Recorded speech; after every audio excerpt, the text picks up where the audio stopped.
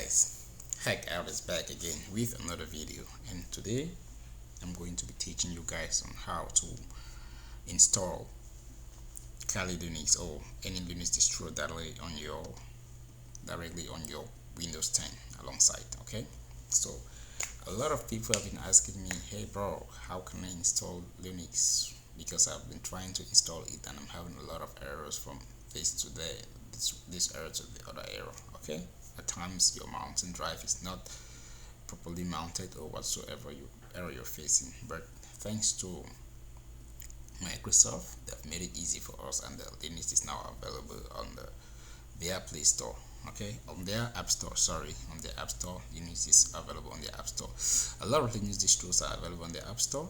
It's not only Kali Linux, but today we're going to be using Kali Linux. Okay, so first, guys, if you like my channel and if you like what I'm doing, please just give me a thumbs up and please leave me a comment down below on what video you want me to make next, and do subscribe to the channel for more videos. Okay, so for us to do that, the first thing we will need to do is to head over to, we need to enable Windows features. Okay, we need to turn on Windows features on and off for Linux. So for us to do that, you would need to head down to the start bar down here, and you go over to settings. Under settings, you will click on search, and you search, you can just type enable Windows features on and off. Okay, Windows features on or off. Okay, click on Windows features on or off, and you have a pop-up bar. From there, you can scroll down below and you go to Windows Subsystem for Linux. Windows Subsystem for Linux, and you click on yes, you tick it. Okay, make sure it is ticked. When it's ticked, you click on OK. Okay, make sure it is ticked. When it's ticked, you click on OK. Boom, there we go. We have enabled Windows features for Linux. Now what we'll need to do is to enable Windows Subsystem for Linux. We enabled Windows feature for Linux, and now we need to enable the subsystem. I hope you're understanding. Okay, you need to enable the subsystem. In order for us to do that, we will need to run some commands, and we will need to use PowerShell. For us to run PowerShell, we need to run PowerShell as admin. You head over to your keyboard, you can click on Win plus X, and you have a pop-up right at the bottom of your machine, right down here, if it is your laptop or whatsoever you're using, and you head over to Windows PowerShell and you run it as admin. Boom, there we go. You will have a pop-up. Very good. And then when this pop up, you click for us to run PowerShell. Now, since PowerShell is open, we go over to the first link, which is step 1, enable the Windows subsystem for Linux. You need to copy this link. Okay, you need to copy this link. For us to, in order for us to copy in, you can just click on Control C to copy, and you open PowerShell, and then you click on Control V to paste. Okay, click on Control V to paste and take enter. Okay, and then you will download this folder. You will download everything for you. Mine went so fast because I've already done this procedure before, but for yours it won't come like this. For yours, you will need to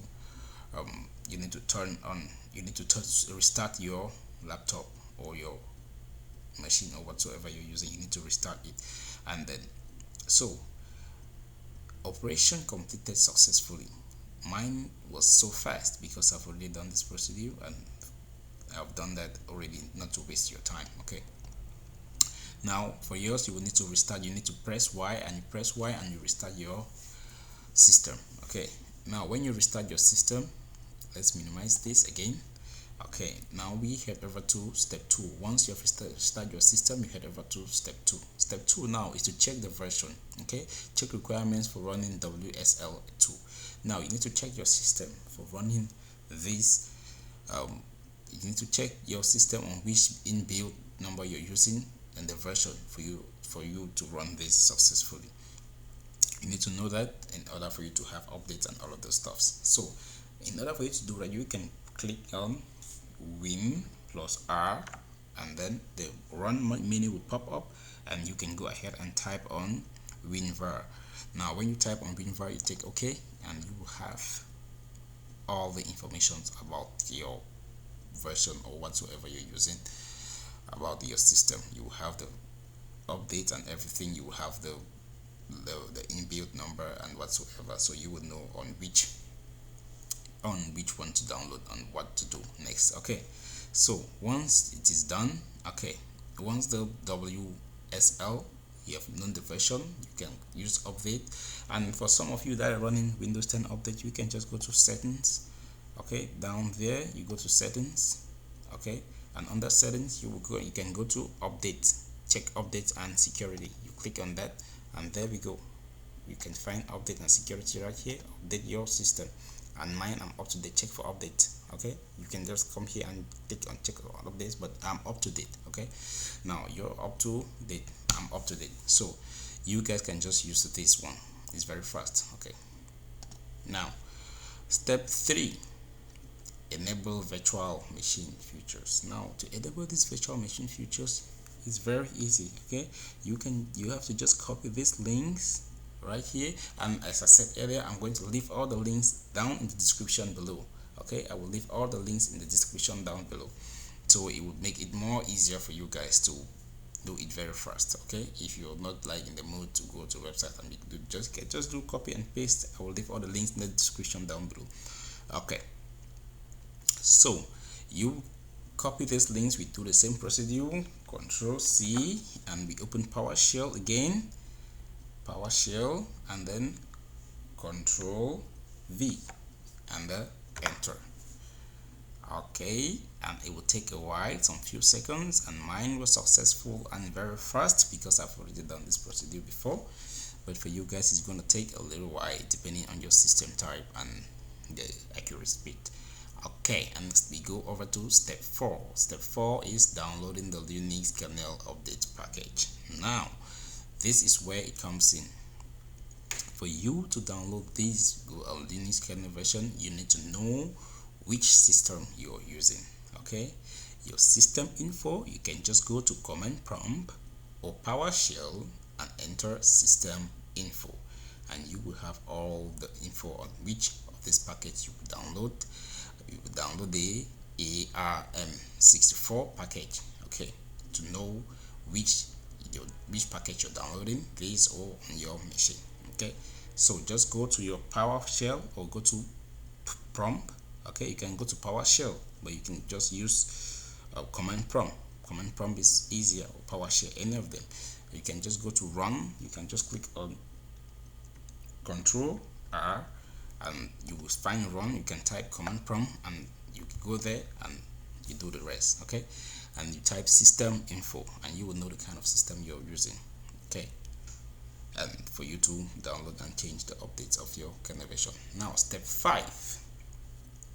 Okay, step 5 is to set the WSL2 as your default version.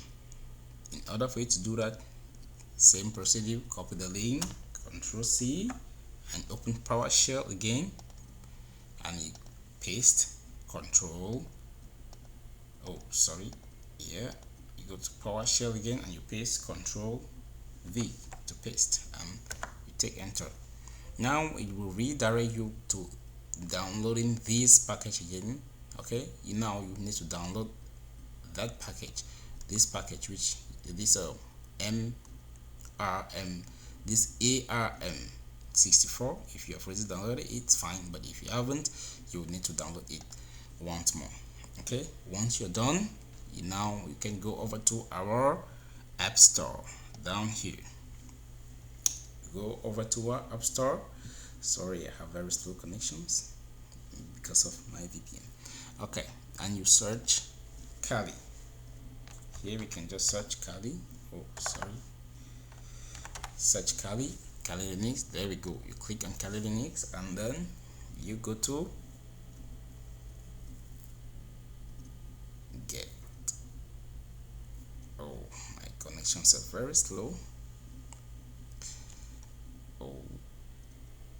Okay, because I have my VPN turned on. Let me turn it off. Okay, now you go over to the App Store and you download Kali. You can just go to